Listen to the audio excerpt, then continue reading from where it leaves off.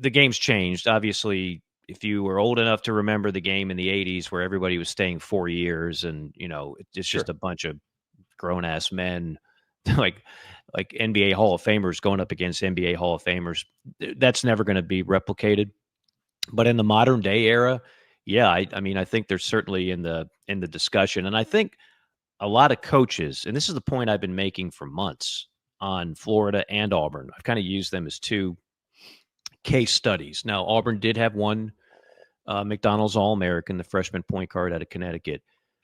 This national championship game did not have one 5-star kid on the roster.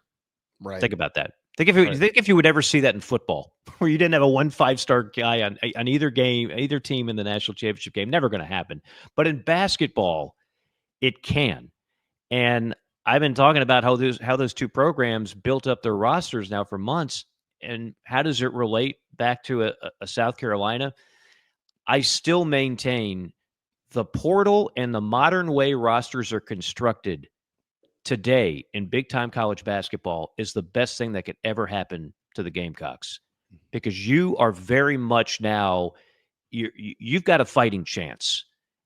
But in the old era, it was nearly impossible. You're going up against a bunch of programs that were recruiting McDonald's All-American very often right there in the Carolinas, and they were going other places, and you never had the most talented team or even close to it. The Final Four team in 2017 obviously gelled together and was a great story. But in today's day and age, you can do what Todd Golden just did. Yeah. Those are not highly recruited players. But now he's going to lose two of his assistants who were really good. I mean, I've watched every team practice in this league. I would dare say his staff was as good as any staff in the league, if not the country. Well, two of those guys are going. That's like losing your offensive and defensive coordinator in football. Like, that's not a small thing. But they were the reason why a lot of those recruits, they analyzed and they broke it down and said he might be a 2-star guy, or he might not be in the top 50 of the portal rankings compiled by On3 Sports. But I'm telling you right now, he's what we need. He's the kind of guy that will fit in our system. And that's what they did.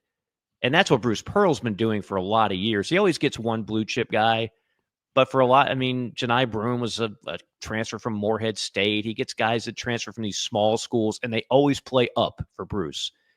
Guess who got Todd Golden the job at Florida? Right. Bruce Pearl. So I just think it's everybody should be looking at this, and not just South Carolina. I mean, there's other programs out there in the SEC going, well, hell, if they can do it, why can't we do it? Right. Florida's got a 11,000 seat arena. It's full sometimes. I know they've won 3 titles. That's blue blood status. But honestly, if you've been there for a game, as I have to call them, the last 15 years, you didn't walk into that building or on that campus thinking, man, this is blue blood territory. You kind of thought, well, there's the swamp. That's where they used to be good. And here's that cute basketball program that Billy Donovan did great things, but they'll never replicate it again. And all of a sudden now, boom, in year 3, a national championship. So it gives a lot of other programs in the SEC a lot of hope, because if they can do it, why can't other programs do it?